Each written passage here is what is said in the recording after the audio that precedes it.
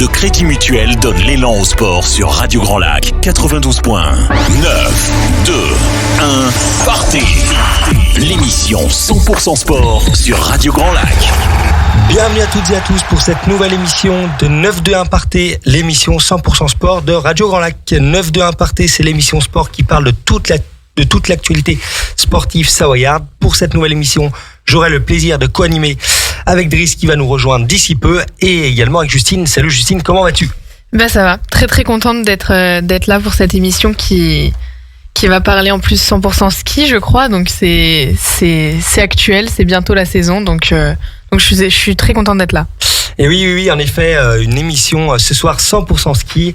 Avant le début de saison qui approche à grands pas. Voilà, on aura une première partie où nous parlerons ski cross avec Marielle Berger-Sabatel, une deuxième partie où nous allons mettre en lumière le club de ski nordique du Revard, et enfin nous terminerons les chroniques avec Justine et Driss pour partager les dernières actualités sportives et les résultats de nos clubs savoyards ainsi que les rendez-vous à ne pas manquer. Comme je viens de le dire, nous allons commencer cette première partie d'émission en parlant ski cross. Et pour cela, nous avons l'immense plaisir d'accueillir Marielle Berger-Sabatel. Bonsoir, comment vas-tu ? Bonsoir, très bien, merci. Excellent. En tout cas, nous sommes ravis de te recevoir ici, sur notre plateau, à Aix-les-Bains. Pour commencer, est-ce que tu peux te présenter et nous en dire plus sur ta discipline ?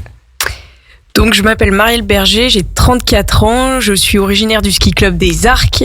J'ai commencé le ski toute petite parce que j'ai grandi dans cette station. Donc voilà, je me souviens même plus quand j'ai appris à skier, ça a été naturel dès que j'ai su marcher.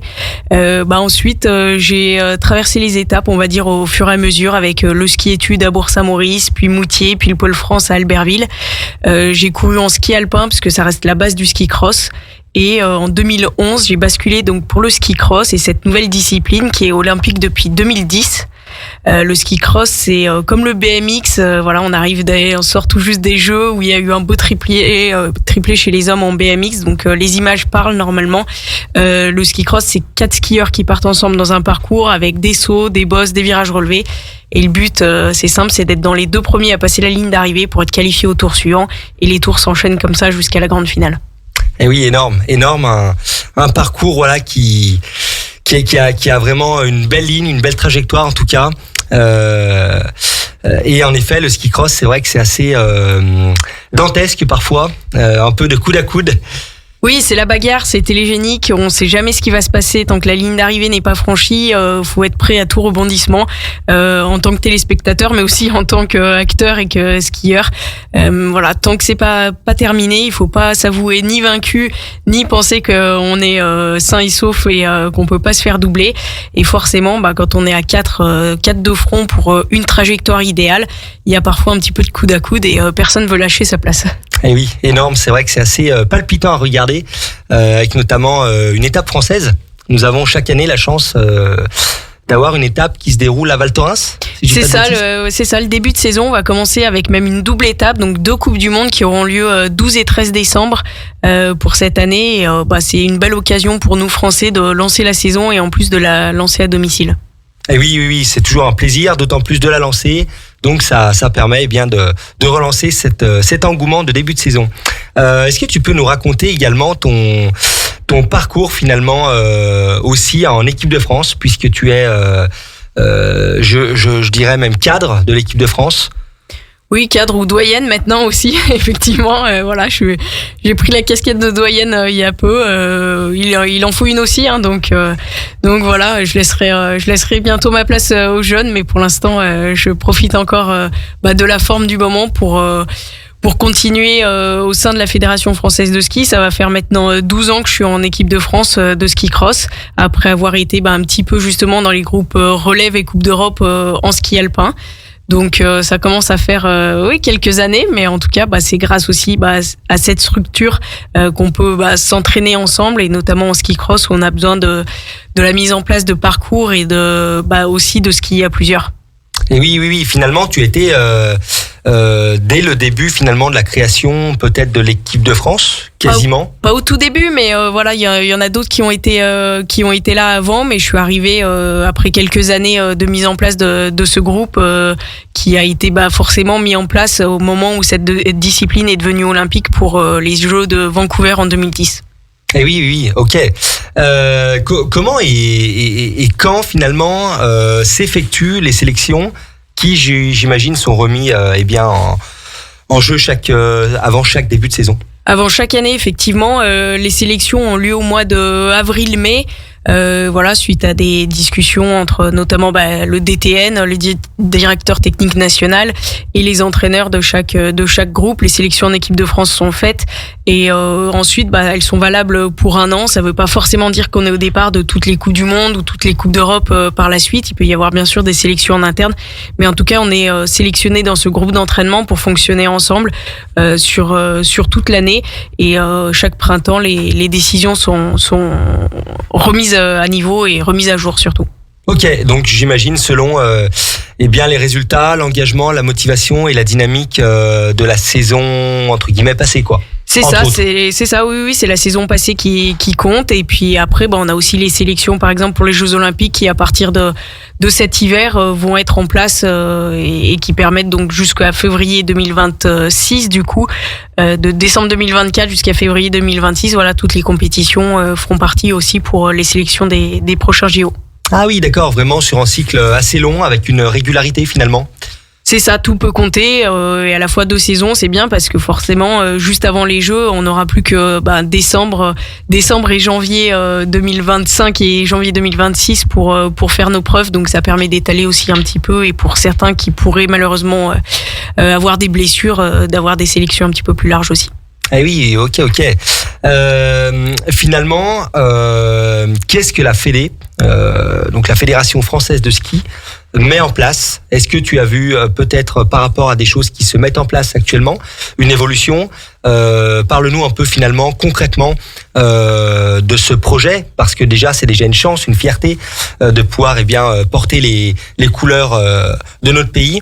Mais j'imagine que aussi il y a des choses qui sont mises en place techniquement, matériellement, peut-être l'aspect financier. Oui, bien sûr, tout évolue au sein de la FFS, et c'est normal. C'est aussi les conditions climatiques qui font que la fédération doit s'adapter, et qui fait que nos entraîneurs s'adaptent aussi sur le calendrier, le planning par exemple pour aller skier et pour pouvoir s'entraîner. La fédération, c'est la structure qui nous permet aussi d'arriver pré-compétitif sur les compétitions. Aujourd'hui, c'est ce qui me permet d'avoir un groupe d'entraînement sur les skis avec d'autres athlètes pour pouvoir partager les pistes, pour pouvoir progresser techniquement grâce aux entraîneurs qui sont mis en place aussi. Donc travailler sur tout ce qui est retour vidéo, d'avoir aussi des techniciens qui travaillent donc sur mes skis. Moi, j'y touche pas à mes skis, je leur fais confiance. C'est eux qui gèrent et qui s'occupent du fartage et de l'affûtage et de tout ce qui est de ce domaine-là. Donc tous ces domaines, c'est ce qui nous permet aujourd'hui de performer, et qui sont mis en place par la Fédération française de ski. Et c'est vrai que de pouvoir s'entraîner ensemble sur les planches, d'autant plus en ski cross, c'est hyper important, parce que c'est déjà pas simple de trouver des parcours, de mettre en place tous ces entraînements. Et en plus, vaut mieux trouver des gens compétitifs avec qui skier pour élever son niveau. Et oui, mais bien sûr, j'imagine que c'est pas simple en termes d'infrastructure. À proprement parler, on va dire, pour skier quasiment pas toute l'année, mais ou presque. En tout cas le plus tôt possible. C'est ça, oui, bien sûr, le plus tôt possible, et puis des fois le plus tard possible aussi. On a pu bénéficier d'un très bon enneigement en fin d'hiver dernier, et de skier dans les stations françaises jusqu'au mois de mai, qui nous ont laissé même une piste ouverte alors que la station était fermée. Oui, ça aussi, c'est aussi un gage de qualité, d'engagement, des stations, de certaines stations qui peuvent en tout cas mettre à disposition pour nos athlètes auprès de la Fédé. Donc ça, c'est aussi un réel engagement et qui est tout à fait chouette. Tu nous parlais de tout ce qui était analyse vidéo. Tu peux nous en dire plus ? Bien sûr, les entraîneurs notamment sont aussi là pour nous amener leur œil techniques et tactiques de ce qu'ils peuvent voir, et c'est aussi important d'utiliser la vidéo, et on le fait que ce soit à l'entraînement ou pendant les compétitions. Alors après, je pense qu'il faut pas à l'entraînement regarder forcément tous les passages et tout décortiquer, parce qu'à un moment il faut aussi skier et voilà, on va dire un peu engagé sans trop regarder, mais toute la vidéo est super importante, parce que le retour entre les sensations et ce qui peut se passer, et parfois on peut parfois se rendre compte qu'il y a une petite différence, et notamment sur la partie des départs, on travaille avec une tablette notamment, ça nous permet d'avoir surtout un retour hyper rapide, et lorsqu'on est vraiment sur cette première portion du ski cross, de voir les mouvements qu'il faut réaliser ou ce qu'on a fait et qu'on peut améliorer, et ça, grâce aux entraîneurs, c'est ce sur quoi on travaille, et des points hyper importants pour pouvoir progresser, et surtout le faire d'un passage à l'autre, et pas toujours attendre du jour au lendemain. Et après, il y a aussi ce travail quand même sur le reste de la piste qu'on peut faire pour se rendre compte de la vitesse, de se rendre compte des meilleurs passages. Tout ça, ça nous permet aussi de mieux appréhender la piste. Et c'est aussi complété par beaucoup de travail de préparation mentale qui est un peu plus propre à chacun, et que chaque athlète met en place s'il le souhaite. Voilà, vous avez reçu d'ailleurs, je crois, mon préparateur mental il y a quelques temps, Sylvain Guillaumard, avec qui je travaille pour appréhender aussi des peurs qu'il peut y avoir sur certains parcours ou certaines pistes, et puis aussi gérer la pression, gérer les courses. Et ça, c'est vraiment un travail qui se fait tout au long de l'année, et pas uniquement pendant l'hiver. Et oui, tout ça s'anticipe, ce travail, de manière à que finalement ça devienne assez naturel. En fait, cette histoire de feeling, j'imagine, selon les pistes, selon les types de neige, selon les conditions climatiques. C'est ça, il y a des athlètes qui, le jour où il fait mauvais, vont perdre la course déjà avant que ça commence. Alors on peut pas la gagner avant, mais on peut la perdre effectivement avant que le départ soit donné. Donc c'est important de travailler là-dessus. Et après, il y a vraiment cette gestion du stress qui est très personnelle, et qui agit différemment chez chaque athlète. Certains le subissent, d'autres en ont vachement moins. Il faut gérer aussi les peurs, il y en a, des fois je suis arrivée à des parcours où c'est un petit peu plus engagé, ou des choses qui me paraissent plus compliquées techniquement, donc c'est apprendre à gérer tout ça, et puis aussi être capable de donner mon 100% de chaque jour le jour des compétitions, et ça c'est pas toujours facile non plus. Et oui, être au bon moment, au bon endroit, entre guillemets. Ce que me disait un athlète qui était dans le ski nordique, qui me disait, c'est vrai que parfois les sélections sont parfois cruelles, quoi. Oui, c'est le sport de haut niveau aussi. Malheureusement, il y a de très bonnes expériences et plein de bonnes choses, et je pense que c'est une très bonne école de la vie. On vit vraiment énormément de choses qui sont super, mais parfois le sport est aussi cruel, et notamment avec les sélections, et parfois aussi des états de forme ou les aléas de sport extérieur, et je crois que c'est ce qui rend aussi parfois le sport aussi beau à regarder, parce que forcément il y a des histoires des fois un peu plus tristes, et c'est pas si simple de réussir. Et oui, j'imagine, on voit souvent le bon côté en tant que spectateur, mais voilà, les athlètes ont aussi, ils sont humains avant tout, et forcément, il y a des hauts et des bas. Est-ce que tu peux nous en dire plus sur ton année complète? Finalement, à quoi ressemble ton année? Bien là, notamment, tu vas rentrer dans ta phase de compétition, pardon. Mais peut-être qu'après, tu peux peut-être nous en dire plus sur vraiment l'année complète, tout ce qui est préparation physique, repos, stage, etc. Oui, on peut repartir un petit peu à l'envers, c'est-à-dire que la fin de la saison passée, c'était fin mars, avec les dernières compétitions, les dernières Coupes du Monde.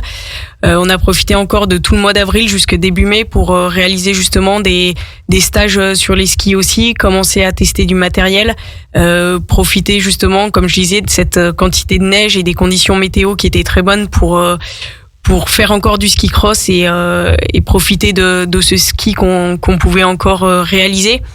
Ensuite, ça a été une coupe. Il y a eu un petit peu de vacances aussi, parce qu'il faut, ça fait du bien d'enlever les chaussures de ski, de partir voir autre chose pour décompresser de la saison. Et ensuite, on est rentré sur vraiment un gros bloc de préparation physique qui a eu lieu jusqu'à mi-septembre. Donc là où il y a plus vraiment eu de ski et où c'est vraiment de la muscu, du vélo, de la natation, plein d'activités dans le coin et il y a de quoi faire. Donc pour ça c'est facile et enfin la préparation n'est pas facile, mais c'est facile d'accéder à plein d'infrastructures et le lac notamment et beaucoup d'autres choses ici. Ensuite, je suis partie un mois au Chili, donc avec toute l'équipe de France pour justement retrouver cette neige, retrouver ces conditions hivernales et vraiment pouvoir renouer avec le ski cross, la vitesse, trouver des parcours et des longueurs de parcours qui sont parfois difficiles à avoir justement sur les glaciers en Europe. Et puis à partir de l'automne, c'est toujours un peu la zone où du coup on alterne entre les stages sur les skis et la préparation physique. Donc même si le gros bloc de physique est passé, on continue de s'entraîner entre les stages sur les skis. Et je vais réaliser mon prochain stage qui sera le dernier de préparation du coup avant l'hiver et en tout cas avant que la saison commence. Et début décembre, on prendra la direction de Val Thorens pour commencer la saison et avec les choses sérieuses qui commencent. Et oui, énorme. Et ça arrive à grands pas, c'est dans quelques semaines. Tu peux nous parler un petit peu de tes ambitions pour cette saison à venir ? Les ambitions, elles sont élevées parce que la saison passée m'a montré que je pouvais jouer devant sur toutes les courses. J'ai eu 10 podiums sur l'ensemble de l'hiver. Bien sûr, j'aimerais en avoir encore plus et un objectif qui est clair aussi, c'est de retrouver la victoire parce qu'effectivement l'année dernière j'ai fait 2e, 3e, 4e. J'ai pas gagné, j'ai pas fait pire que 4e. Voilà, ce qui est quand même très bien et très régulier, mais c'est vrai que renouer avec la victoire, ce serait très bien sur les Coupes du Monde. Continuer avec cette régularité. Et bien sûr, il y a un gros objectif qui est fin mars du côté de Saint-Moritz en Suisse, et ce sera pour les championnats du monde. Oui, donc en effet, une belle saison en perspective. Le cadre est posé, quoi. Le cadre est posé, les objectifs sont là, donc voilà, faut maintenant y assumer. Tu peux revenir un petit peu sur ta saison de l'an dernier. Voilà, tu nous le rappelais, tu as fait preuve de régularité, tu as fait preuve d'excellents résultats, de très beaux placements, et tu as même décidé de repousser ta retraite sportive. Oui, c'est vrai que la saison dernière a été vraiment, encore une fois, très régulière. Je me suis prouvé que je pouvais performer sur des pistes ou des profils de pistes qui semblaient moins me convenir. C'est aussi tout ce travail physique, notamment, que je réalise avec Massamba Mbaye, un ancien judoka, et qui m'a permis de mieux appréhender tout ce qui était aussi la partie des départs, notamment, et vraiment cette sortie de porte, les premiers mètres qui nous donnent de la vitesse. Et grâce à tout ça, j'ai réussi à être plus constante, et le travail mental aussi qui m'a permis de croire en mes chances davantage, de moins rater aussi du coup, et tout ça a fait vraiment un super mélange avec le travail des entraîneurs, des techniciens et du ski que j'ai produit. Je suis partie à l'attaque vraiment sur toutes les pistes, peu importe le profil et ce que je pouvais en penser. Et cette régularité, oui, effectivement, m'a donné envie de prolonger encore un petit peu. J'avais pas acté d'arrêter non plus, mais je savais que je me poserais la question en fin de saison. Et tous ces résultats m'ont poussé à profiter et à me dire qu'il y avait de belles échéances qui arrivaient, notamment avec les championnats du monde. Et puis il y aura aussi les Jeux en février 2026, et notamment les Jeux dans les Alpes. Et c'est vrai que j'y suis déjà allée, mais dans des destinations un peu plus exotiques, depuis 2014, et je suis contente de retrouver ces JO dans les Alpes, et c'est ça qui me donne envie de pousser jusque là. Bonjour à tous. Bonjour à toi, Marielle, ravi d'être très content que tu sois là avec nous. Tu parlais tout à l'heure d'épreuves télégéniques. Moi, j'ai toujours eu du plaisir à regarder ces épreuves-là. Est-ce que comment tu gères la pression entre chaque round ? On sait que les qualifs aussi sont les deux premiers, donc est-ce que y a une façon d'appréhender aussi les rounds qui viennent, et puis plus tu montes dans la compétition, plus ça devient serré aussi avec les autres concurrentes. Comment tu gères cette pression entre chaque course ? L'avantage, c'est que le temps entre deux runs, il est hyper restreint. Donc, on n'a pas trop le temps de penser. À peine on est arrivé en bas, le temps de récupérer un petit peu, de faire justement un rapide débrief avec les coachs aussi. Ce que eux, ils voient extérieurement, c'est hyper important. Parce que des fois, la piste peut se dégrader à un endroit où quelque chose que tactiquement, on avait un peu mis en place peut s'avérer devenir différent finalement au fur et à mesure des passages. Donc on repart assez vite, on remonte au départ. Après c'est vrai que à chaque run il faut aussi s'adapter en fonction des concurrentes qui sont avec moi. Ça peut permettre des fois d'appréhender plus ou moins différemment, même si personnellement je pense que je suis jamais à l'abri et je me méfie de tout le monde aussi. Et c'est tout ce travail mental qui permet d'appréhender et d'être à mon maximum de passage en passage. C'est vrai qu'il y a des concurrentes des fois qui vont attaquer à certains endroits où ton coach peut le repérer. Ainsi, tu pourras défendre sur certaines pistes. Complètement. Ouais, on sait que par exemple sur des virages des fois qui sont un peu techniques, pour prendre un exemple, peut-être que certaines vont avoir l'habitude de sortir plus ou moins large, et en fonction de ça, quand on est derrière ou devant, on peut aussi se dire que quitte à choisir, vaut peut-être mieux défendre cette ligne ou être prêt à attaquer à l'intérieur, parce qu'on sait que la personne devant, a priori, elle va peut-être ouvrir un petit peu sa trajectoire. Et tu parlais de retraite. Est-ce que toi t'envisages les prochains JO, du coup, ils sont pas si loin que ça au final?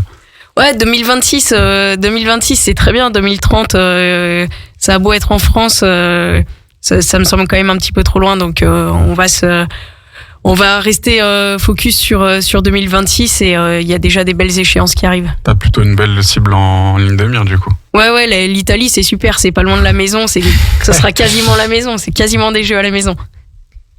D'autant plus que tu as déjà 2 expériences olympiques, 2014 et 2018. Donc j'imagine que tu as vécu des grands moments, et je pense que c'est quand même un sacré objectif, quoi. Oui, c'est des moments qui sont incroyables à vivre. Je me souviens notamment de la cérémonie d'ouverture de mes premiers Jeux, donc à Sochi en 2014. Rentrer dans ce stade, défiler pour la France avec toute l'équipe de France olympique, ça a été un moment incroyable. Maintenant, j'ai pas performé comme je le souhaitais lors de ces 2 éditions. Donc il me reste, on va dire, une chance pour y arriver. Et puis même si ça marche pas, au moins j'aurais tout donné et j'aurais essayé. Excellent. Et Marielle, tu es également athlète ambassadrice de la ville d'Aix-les-Bains. Est-ce que tu peux nous en dire plus? Tu l'as déjà été, si je dis pas de bêtises, en 2020. Et en plus, on sait que Aix-les-Bains héberge énormément de sportifs, notamment des sportifs de haut niveau. Il y a un cadre quand même idéal. Est-ce que tu peux nous en dire plus sur ce programme? J'imagine que c'est une fierté aussi de représenter la ville d'Aix-les-Bains à l'international. Oui, c'est vrai que moi je reste athlète licenciée au ski club des Arcs, là où j'ai grandi, mais aujourd'hui j'habite à Aix-les-Bains, et on a un club d'ambassadeurs qui est super varié et enrichi, et je pense qu'il y a et je suis même sûre qu'il y a beaucoup plus d'athlètes qui habitent dans le coin et à Aix-les-Bains. C'est vrai que pour nous c'est assez central, et peu importe le sport, tout le monde y trouve son compte, que ce soit la montagne, le lac, les cyclistes, et j'en passe. Il y a de quoi faire, et on se régale, et on a tout. On a accès à tout sport à portée de main, et pour moi c'est vraiment un cadre idéal, et ça permet de couper, surtout quand on arrive d'un mois ou quelques semaines en station de ski. Je suis super contente de retrouver une petite ville entre guillemets, en tout cas une ville qui me semble très bien, qui me convient bien à mon échelle pour changer un petit peu de cadre et profiter et couper complètement de ce que je viens de vivre les semaines d'avant. Et oui, c'est quand même sympa. C'est vrai qu'on a la chance avec Aix-les-Bains d'avoir énormément de choses à proximité, notamment le lac, les montagnes. Tu nous le rappelais. Le ski, c'est vrai que ça fait partie énormément de ta carrière, de ta vie. Mais dernièrement, tu as aussi intégré la police. Oui, c'est ça. J'ai intégré l'équipe de la police nationale. Donc c'est une fierté de représenter cette institution, et puis d'intégrer aussi une équipe de plus de 60 athlètes dans tout sport, des sports olympiques, des sports non olympiques. Il y a des athlètes paralympiques également, et aujourd'hui je suis réserviste de la police nationale et détachée pour ma pratique sportive. Donc c'est une grande fierté de représenter cette équipe aussi pour les prochaines compétitions. En plus du soutien, j'imagine, tout au long de ta saison. Voilà, j'imagine que voilà, c'est en tout. Est-ce que tu pourrais revenir sur ton ou tes meilleurs souvenirs de ta carrière? Alors vraiment un moment qui a été fort en émotion, comme je disais, ça a été la cérémonie d'ouverture des JO de Sochi. Et après, pour le côté un peu plus résultat, je crois que ma victoire à Craig Lake au Canada en mars 2022, si je dis pas de bêtises, a été vraiment un souvenir incroyable. C'était après une grave blessure au genou et ça a été vraiment l'occasion de concrétiser tout le travail et tout le dur labeur pour revenir à niveau et de se dire que ça a marché et que tout ça a payé. Oui, c'est que ça a été un long travail de résilience, j'imagine. Oui, j'ai passé beaucoup de temps chez Kinexpert, là au bout du lac. J'ai croisé beaucoup de patients qui, mois après mois, continuaient de me voir là-bas. Mais une super équipe qui m'a permis de me remettre sur pied et puis de retrouver mes sensations sur les skis et surtout de retrouver mon meilleur niveau quelques mois après. Bravo. Et bien voilà, en tout cas, je vais terminer cette première partie d'émission en te remerciant, Marielle, d'être venue à nos côtés aujourd'hui pour mettre en avant le ski cross, ton excellente carrière qui continue et qui va désormais continuer même dans quelques semaines ici donc à Val Thorens. Et puis en tout cas nous te souhaitons plein de réussite pour cette nouvelle saison dans tes projets. Et puis nous allons continuer à suivre en tout cas dans ton élan cette chouette carrière. Et puis nous lançons une pause musicale et on se retrouve dans quelques minutes. Le Crédit Mutuel donne l'élan au sport sur Radio Grand Lac 92.1. 9, 2, 1, partez. L'émission 100% sport sur Radio Grand Lac. De retour dans l'émission 9-2-1 partez après une première partie ski cross avec la présence de Marielle Berger-Sabatel. Nous poursuivons l'émission avec notre deuxième sujet du soir. Nous allons mettre en lumière le club de ski nordique du Revard et pour cela nous avons l'immense plaisir d'accueillir en personne Florie Vigneron et Jean-Christophe Poirot qui sont donc membres actifs du club et également coach. Ravis de vous recevoir sur notre plateau Grand Lac. Comment allez-vous ? Très bien, merci. Ça va très bien, merci. Eh bien super, en tout cas nous sommes ravis de vous recevoir ici à Aix-les-Bains sur notre plateau. Un petit point sur l'historique de votre club pour commencer. Ok, moi je suis donc Jean-Christophe Poirot, je suis trésorier du club et donc le club aujourd'hui est une association qui a un petit peu plus de 50 ans d'existence. On a fêté les 50 ans en 2020 ou 2021 et c'est la famille Dalix qui avait créé ce club. Ah oui, ok, donc en effet un club ancré sur notre territoire, à proximité d'Aix-les-Bains, non loin d'ici, avec des objectifs multiples, notamment qui a une vocation de club, école également, ou encore, si je dis pas de bêtises, service de location. Exactement, donc on a en fait une association qui fonctionne sur deux jambes. On a une partie qui est plutôt visible, qui est la partie club sportif, donc qui est assez classique, et qui encourage la pratique du ski de fond, j'allais dire de 7 à 77 ans. Et puis on a une partie qui est un petit peu plus originale, qui est un foyer de ski. Et donc ce foyer regroupe des offres de location de ski, de cours, et puis on accueille des scolaires aussi. Et oui, c'est vrai que c'est un club un club qui a plusieurs vocations, notamment les scolaires. Dites-nous en plus parce que c'est vrai qu'on a énormément d'enfants, que ça soit du bassin aixois, bassin Chautagne, bassin chambérien, mais au-delà bien sûr, qui viennent chaque hiver apprendre à skier ici, pas très loin, en tout cas sur le plateau du Revard.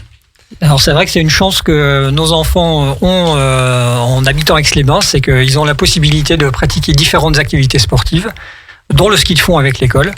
Et je vais vous donner un chiffre qui parle de lui-même. L'année dernière, en 2024, nous avons accueilli 7500 scolaires. Ah oui. Sur la saison, sur le plateau. Donc en fait, c'est des cycles qui se déroulent soit en collège, soit sur le primaire. Et c'est des cycles qui ont lieu soit avant les vacances scolaires de février, en général c'est 5 à 6 semaines.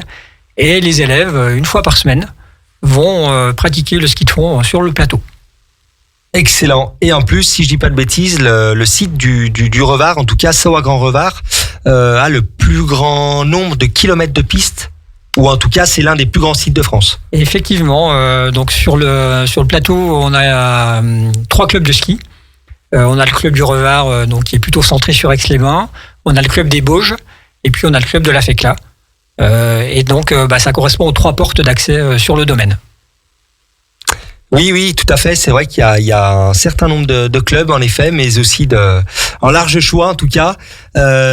J'imagine que les pratiquants sont nombreux également, en plus des scolaires qui transitent, mais aussi un certain nombre de pratiquants finalement indépendants, en tout cas, qui viennent aussi peut-être vous voir pour des cours ou etc. quoi. Alors effectivement, donc là on va plutôt aborder la partie club. Donc sur la partie club, on a autour de 200 licenciés. Alors ça dépend un petit peu des années, et environ une centaine de jeunes. Donc on a la partie sportive que Florie développera un petit peu plus tard.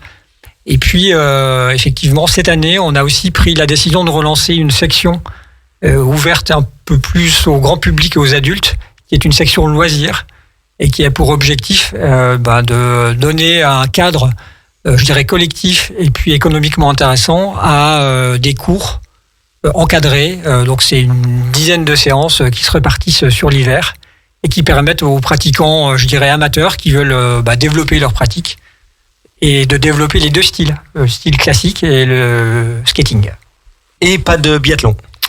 Alors le biathlon est réservé à la pratique sportive, mais là je vais laisser la parole à l'experte, Florie.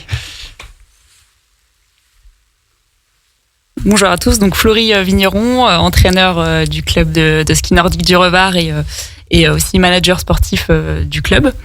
Oui, concernant la partie sportive, donc nous, on accueille des jeunes à partir de 6 ans, de 6-8 ans au pré-club. Et ensuite, à partir de 8 ans jusqu'à senior, même à peu près 22 ans au club.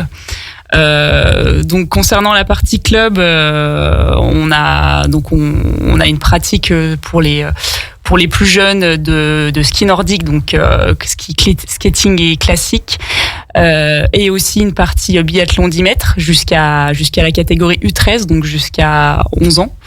Et à partir de 13 ans, les jeunes peuvent commencer la vraie pratique biathlon à 50 mètres, avec du coup les vraies carabines, tout ça. Donc des vraies carabines comme en compétition nationale, comme on voit à la télé sur l'équipe 21. Ouais, avec de la 22 long riff. La 22 long riff, tout à fait. À 50 mètres à partir de 13 ans, avec un entraînement supplémentaire par semaine consacré à cette pratique du biathlon. Très bien, excellent. D'ailleurs, Florie, tu étais en équipe de France. Oui. J'étais en équipe de France junior et en équipe de France B. Excellent. Tu peux nous en dire plus sur ton parcours avant finalement d'être coach et manager sportif ? Oui. Du coup, en fait, je suis originaire moi de Haute-Savoie, donc j'ai été au comité Mont-Blanc. Donc j'ai fait mes études au lycée du Fayet. Suite à ça, je suis allée au Pôle France à Prémanon. Donc j'ai fait 5 ans Pôle France, voilà, tout à fait. Ensuite, donc j'ai pris la décision d'arrêter ma carrière. Et donc j'ai entraîné, donc j'ai fait ma première année en tant que coach au club du Revard, donc j'ai fait 1 an au club, et ensuite je suis partie entraîner au comité Mont-Blanc pendant 2 ans, comité Mont-Blanc biathlon. Et ensuite j'ai fait aussi 2 ans au club de Villard-de-Lans, on a déménagé là-bas. Et ensuite, je suis revenue dans le coin parce que c'est vrai que j'avais vraiment envie de revenir dans cette belle région, et je suis revenue dans mon club de source au départ, club du Revard. Ah oui, donc un sacré parcours. J'imagine que tu as rencontré des pépites qui sont sans doute en équipe nationale, que ce soit par Prémanon, Villard-de-Lans ou le comité Haute-Savoie. Oui, je pense qu'il y a un certain vivier et certains que tu dois sans doute voir passer à la télé, quoi. Tout à fait, ouais. Notamment un petit clin d'œil à Jeanne Richard qui est en équipe de France là, qui marche très très fort, et qui était que j'ai entraîné en cadet au comité Mont-Blanc quand elle commençait tout juste dans ses premières années lycée. Donc Ah oui, énorme, excellent. Les athlètes que tu as, en tout cas à l'heure actuelle, que tu encadres, que tu entraînes, est-ce qu'ils sont tous issus du bassin aixois ? Comment tu les sélectionnes ? Voilà, comment ta structure est organisée? Oui, alors pour la plupart, en fait, on a fait un petit topo de la répartition des villes issues du club. En fait, on draine beaucoup de communes, une quarantaine de communes en tout, mais pour la plupart, oui, les jeunes viennent principalement du bassin aixois. Alors nous, on fait pas de sélection, on est un club ouvert à tous, hein, donc. Si les jeunes veulent pratiquer le ski nordique ou le biathlon, on les accueille volontiers. Et après, en fait, suivant leurs résultats, ils peuvent être sélectionnés plus tard par le comité de Savoie et ensuite continuer leur carrière le plus haut possible. Voilà. Oui, bien sûr, c'est déjà une amorce, prendre des repères, apprendre, voir finalement jusqu'où et quelle capacité physique chaque personne a.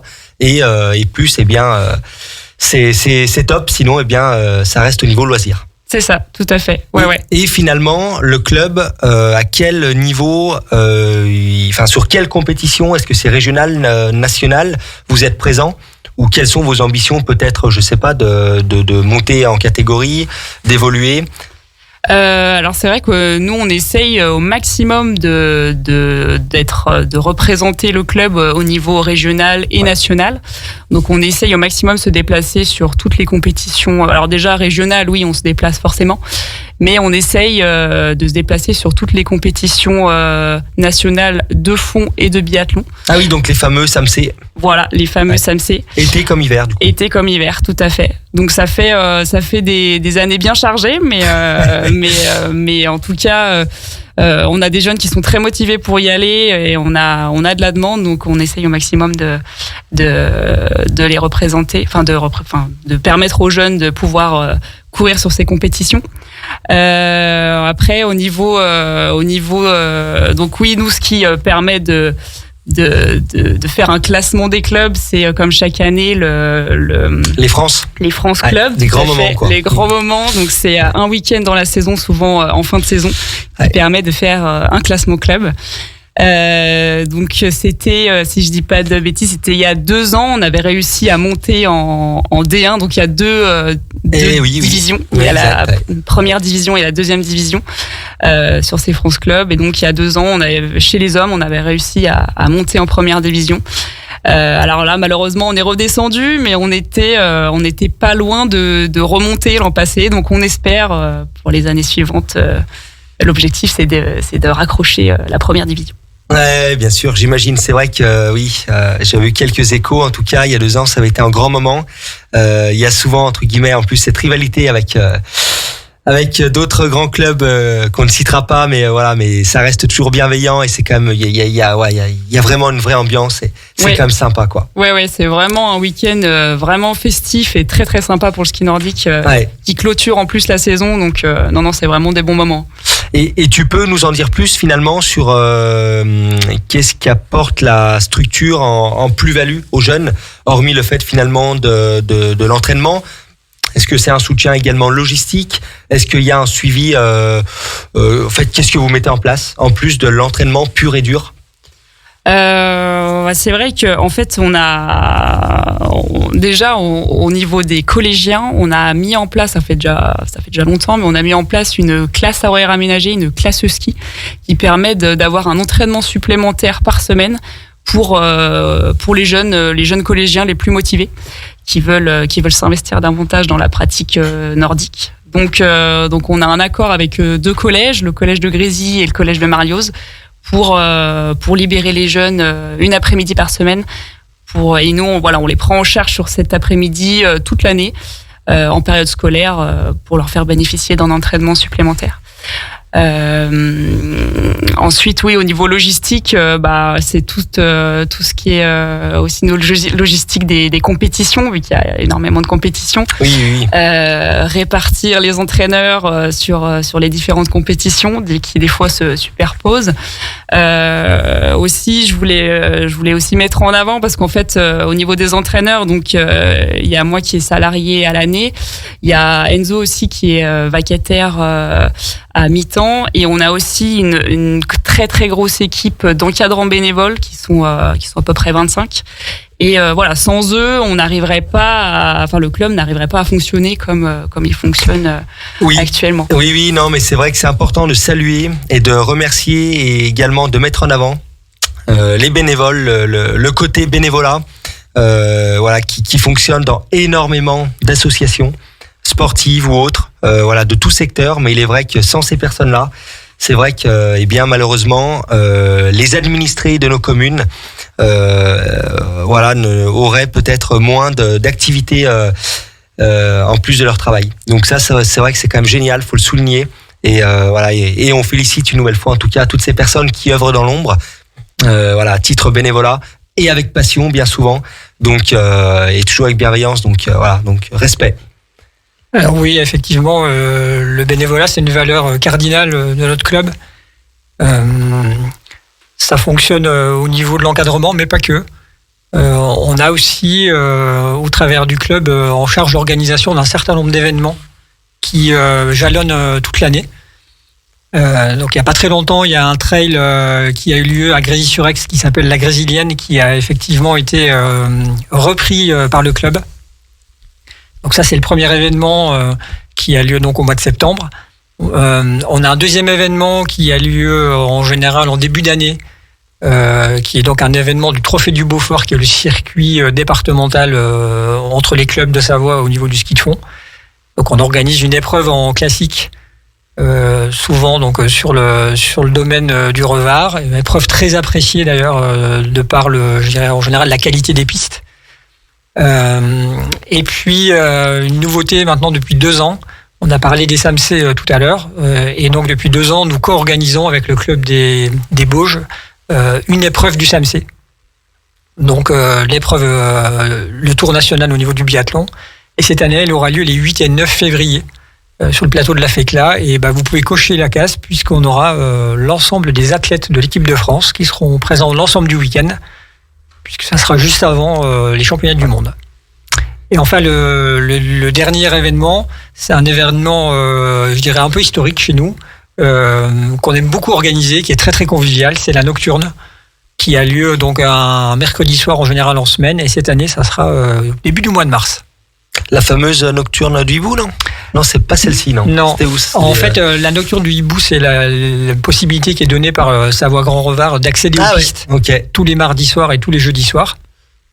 La Nocturne que nous organisons, c'est une course, en fait. Ah, ok. Sous format course, ok. Voilà, c'est un format relais à l'américaine, par équipe de 2, où en fait, il y a une boucle d'environ 1 km qui est tracée autour du foyer, et où les concurrents se succèdent l'un après l'autre, en mode relais à l'américaine.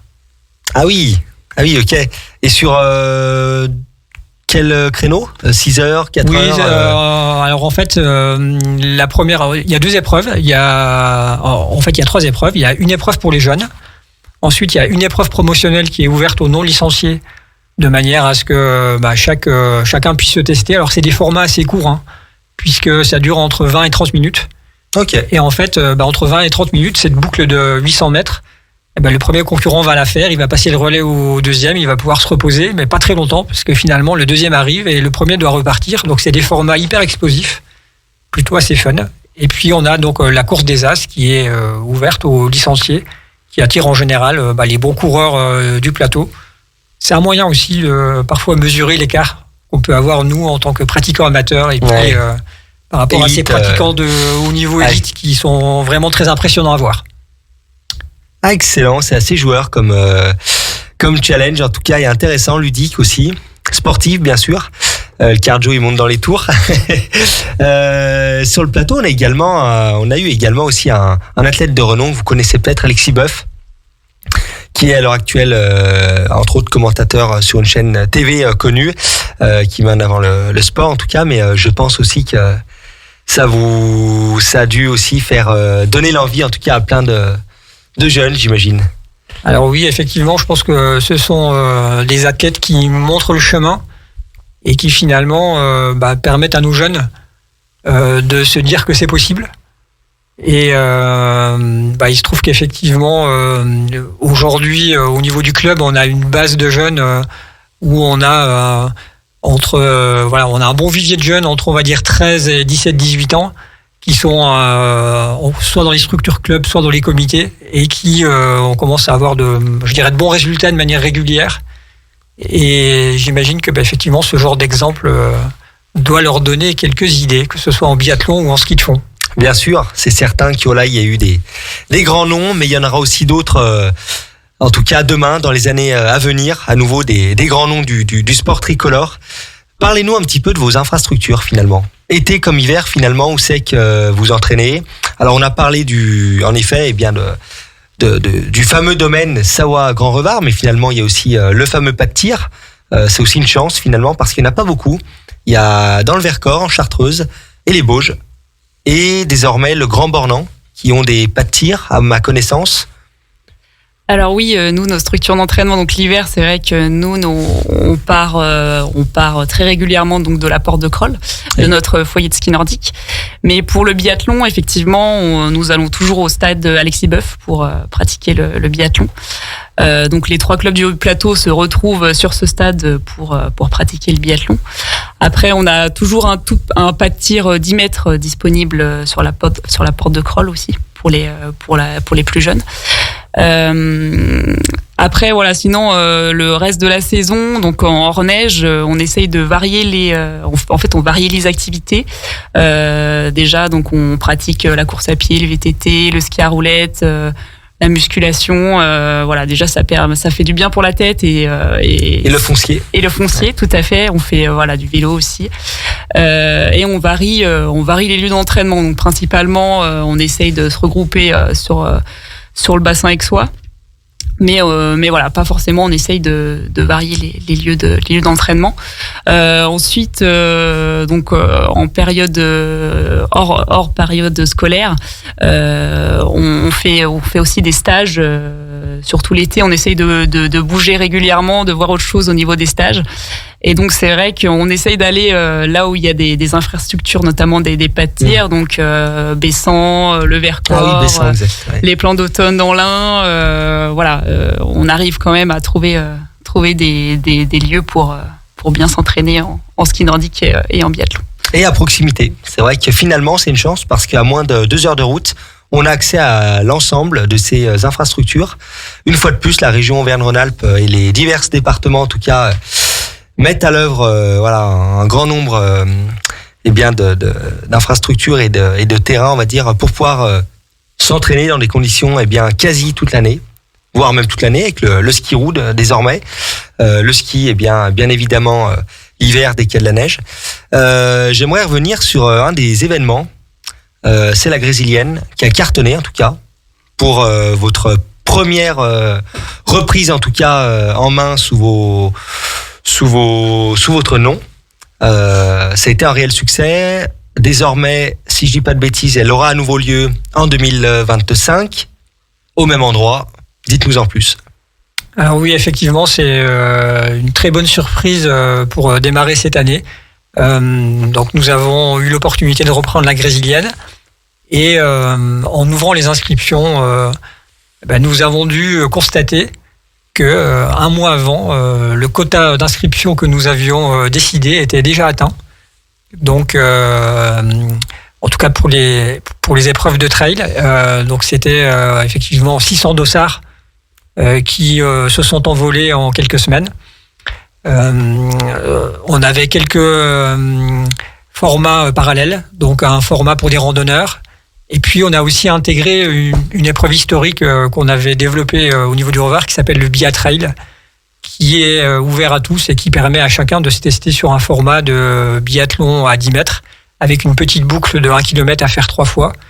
Et on avait mis ça sous forme de challenge où chaque adulte, enfant pouvait, un petit peu comme un manège, prendre son tour et puis se tester sur un chrono et il y avait des récompenses pour les meilleurs chronos. Donc c'est alchimie entre effectivement du biathlon 10 mètres, de la randonnée, du trail, une journée où il y a une super météo.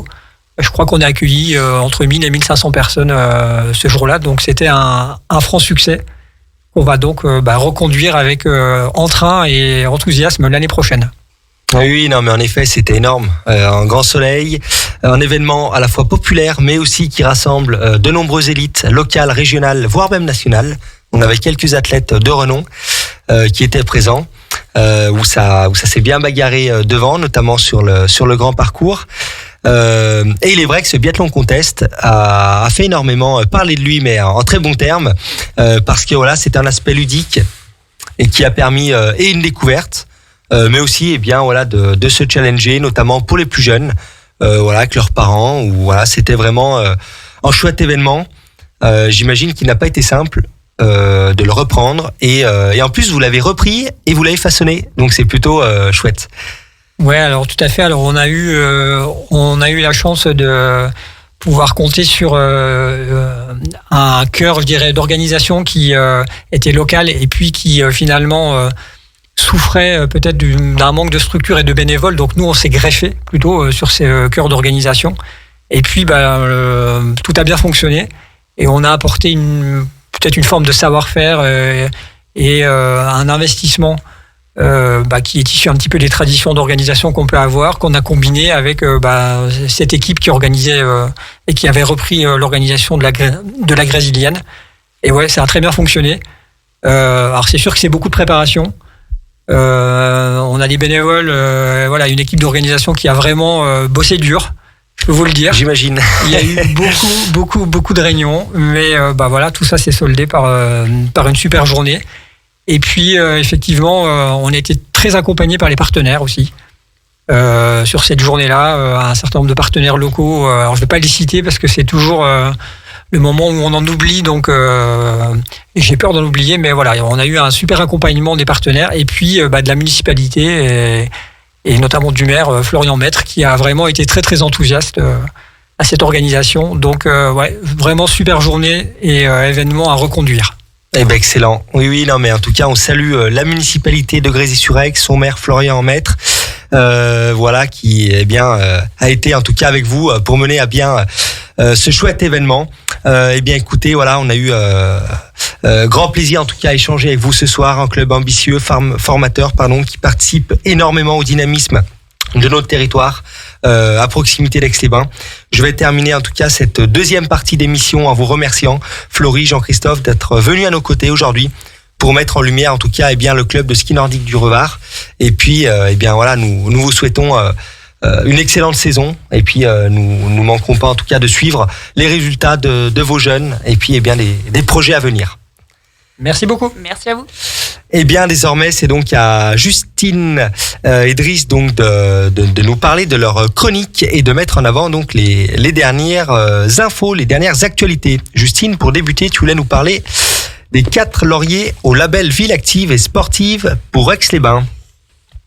C'est ça, le 10 octobre s'est tenue la cérémonie du label Ville Active et Sportive à Rouen, où Aix-les-Bains s'est vu récompensé de 2 lauriers supplémentaires pour son dynamisme et son engagement sportif. La ville avait obtenu son premier laurier en 2018 et son deuxième en 2021. Aix-les-Bains est l'une des 2 seules villes à se démarquer en ayant obtenu 2 lauriers d'un coup cette année. C'est une belle reconnaissance qui renforce la ville comme étant acteur clé du sport, et à travers notre émission on peut que comprendre cette distinction. Des matchs internationaux de rugby à Chambéry. Oui, Chambéry recevra 2 matchs d'envergure où l'on pourra voir s'affronter le Japon et l'Uruguay, et ensuite le Tonga et les États-Unis. Ce sera samedi. Le premier match sera à 14h30 et le second à 17h30. Ça se passera donc au Chambéry Savoie Stadium. L'événement est complet, donc si vous avez vos places, prévoyez d'arriver en avance. Des navettes seront disponibles pour pouvoir se garer plus facilement. C'est une occasion unique et c'est à côté de chez nous, donc pour tous ceux qui ont leur place, profitez-en au maximum. Ça prévoit une super ambiance. Génial. Le festival Femmes en montagne. Cet événement se passera à Annecy jusqu'à dimanche. Vous pourrez retrouver des projections de films autour de la montagne où les femmes sont protagonistes de plusieurs magnifiques aventures, que ce soit gravir le Mont Blanc en un temps record, escalader des voies presque impraticables, ou encore arriver au sommet de l'Everest en étant atteinte de la maladie des os de verre. Ce sont que des expéditions qui sont assez impressionnantes et qui seront projetées dans plusieurs salles d'Annecy en présence des équipes des films. Donc si vous souhaitez en prendre plein les yeux et ressortir impressionné par ces magnifiques histoires, il vous suffit de réserver la ou les séances de votre choix sur le site de Femmes en Montagne. Il y aura aussi plusieurs ateliers organisés tout autour des sports de montagne. Encore une occasion d'occuper son week-end avec de belles activités. Parfait. Et enfin, la Chambérienne, voilà un événement de course à pied qui devrait arriver rapidement puisque c'est samedi soir. Oui, samedi, l'esprit convivial de la Chambérienne est de retour pour sa 15e édition. Comme l'année dernière, un super parcours dans les rues de Chambéry, dans les vignes et les sentiers. Et tout ça en nocturne. 3 parcours différents, un de 10 km avec 300 mètres de dénivelé, un de 21 km avec 950 mètres de dénivelé en solo pour les plus courageux ou en duo, et une course jeune de 4 km à partir de 14 ans. Niveau horaire, de 14 à 17h, il y aura une animation biathlon à l'arrière de la piscine de Buisson-Rond, et à 19h30, les premiers départs, celui des 10 km, à 20h, les départs de toutes les autres courses, et les podiums débuteront à 20h45 pour les jeunes. On pourra ensuite retrouver les podiums des 10 km à partir de 20h50 et celui de la 21 km à 22h30. Que ce soit pour aller courir ou pour supporter les plus courageux d'entre nous, on vous conseille d'y aller, ne serait-ce que pour profiter de l'ambiance qui promet encore d'être au rendez-vous. Parfait. Et bien, en tout cas, merci Justine pour cette excellente chronique qui met en avant la dynamique événementielle sportive de notre territoire. Driss, c'est à toi avec une page foot pour commencer, avec notamment le FC Annecy. Exactement, on va commencer par le FC Annecy qui, il y a 2 semaines, a une victoire solide contre Pau, malgré un rouge de Vincent Pajot à la 56e. Ils ont réussi à garder le score et à s'imposer sans prendre de but, donc une assez bonne performance. Malheureusement, vendredi dernier, ils ont subi une lourde défaite face à Rodez qui est derrière eux au classement, donc voilà, incompréhensible. Et puis surtout, il faudrait pas Annecy pour eux de rentrer dans une mauvaise spirale. On sait que cette saison, on commence très bien, ils sont dans la première partie de tableau. On espère que voilà, ils joueront sûrement la montée en fin de saison. On espère pour eux, en tout cas, ils ont été plutôt réguliers dans ce début de saison, donc pourquoi pas continuer comme ça. Ils auront dimanche la Coupe de France pour se relever et affronter une R1, donc largement prenable pour eux. C'est Vesoul qu'ils affronteront d'ailleurs dimanche. Ensuite, un retour en championnat après la trêve qui sera assez compliqué face au leader Paris FC, qui reste sur 3 nuls quand même, dont face à Pau, 0-0 la dernière journée. Donc c'est un match que tu peux prendre du bon bout si tu te qualifies en Coupe de France. C'est les 128e de finale, il me semble. Donc il faudra reprendre la confiance face à cette équipe de Vesoul et pourquoi pas aller chercher des bons points au stade Charletier à Paris. Oui, il est vrai que le dernier match, en tout cas, a pris une mauvaise tournure, notamment à la 65e, assez cruelle même finalement, face à Rodez. Exact. Et c'est vrai que c'est étonnant de voir une personne comme Vincent Pajot, qui est plutôt un joueur qui a énormément d'expérience, prendre un rouge aussitôt dans la rencontre.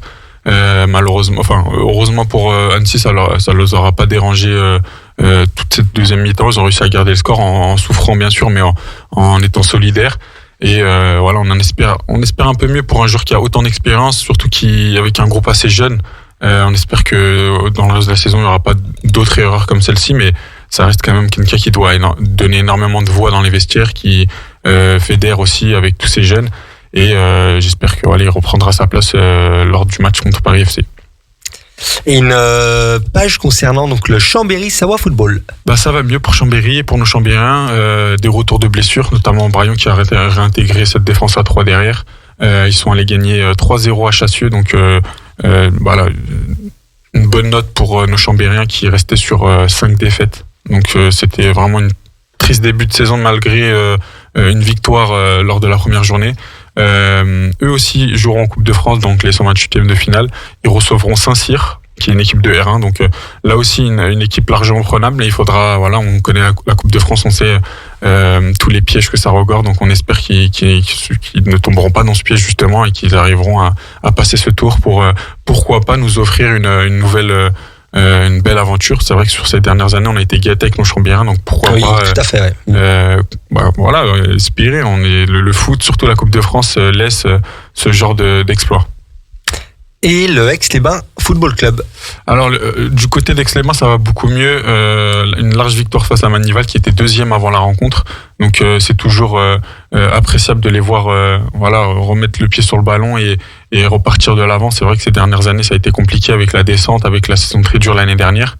Mais samedi dernier, une victoire 4-1 qui fait du bien. On a eu une première période assez partagée. Nos Exos rentrent au vestiaire avec un but de retard. Ils perdaient 1-0. Mais dès le début de la deuxième mi-temps, ils ont su accélérer le rythme. L'égalisation vient à l'heure de jeu.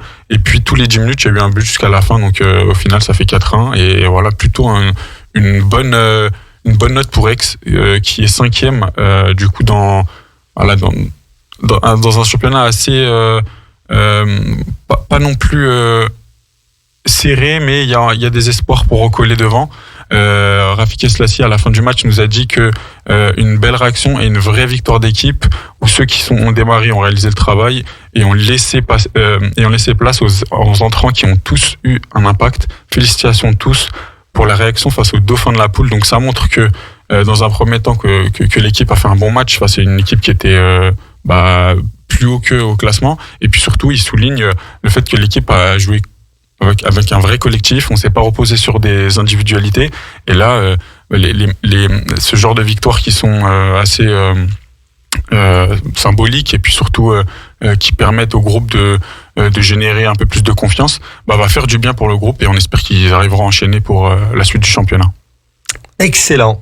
Un point hockey sur glace avec les éléphants de Chambéry. Alors, on a un bilan plutôt mitigé de la part de nos éléphants qui sont en grande difficulté dans ce début de saison, surtout à domicile. Malgré ça, ils ont réussi à prendre 2 matchs à l'extérieur, dont une face à Dunkerque Corsair après une prolongation. Donc c'est aussi ce genre de match qui permettent de voir la force mentale de ces joueurs. Il y a 2 semaines, je parlais du bouton playoff, j'appelle ça comme ça, par rapport à élever son niveau de jeu quand on arrive au playoff. Malgré ça, il faut quand même avoir une saison régulière solide pour espérer quelque chose en fin de saison. Je pense pas que un exploit peut arriver comme l'année dernière où ils sont allés en finale contre Épinal. Donc il va falloir aussi être plus solide sur cette saison régulière, et puis se relever parce que t'es 11e sur 16, t'es potentiellement encore qualifiable pour les playoffs. La saison reste longue, donc il va falloir se réveiller et se repositionner plus haut dans le championnat pour avoir plus d'armes pour les autres échéances et surtout se replacer pour avoir une équipe moins forte en playoff. Un meilleur parcours, Une page handball avec la team Chambé. Alors ça va mieux du côté des hommes d'acier Antonio et de Raphaël Planchet, malgré une défaite contre Montpellier qui est vraiment un cadre de la Star League. Intouchable. Quasiment intouchable. 3e. Devant, il y a Nantes et le PSG, si je me trompe pas. Donc, c'est des équipes qui tournent bien. C'est pas une énorme défaite, c'est pas une énorme claque, mais ça reste une défaite. Et ils se sont tout de suite relevés avec 2 grosses victoires, dont l'une de 11 buts. Face à Ivry qui est dernier, qui est un peu en galère cette saison, mais la victoire contre Dunkerque fait du bien, elle est d'un but, donc les victoires serrées aussi ça permet de prendre ce qui va de bien et d'éliminer ce qui n'allait pas pendant cette rencontre. Mais quand tu gagnes face à un concurrent direct pour le ventre mou, c'est toujours appréciable, donc il va falloir se servir de ce genre de victoire et enchaîner.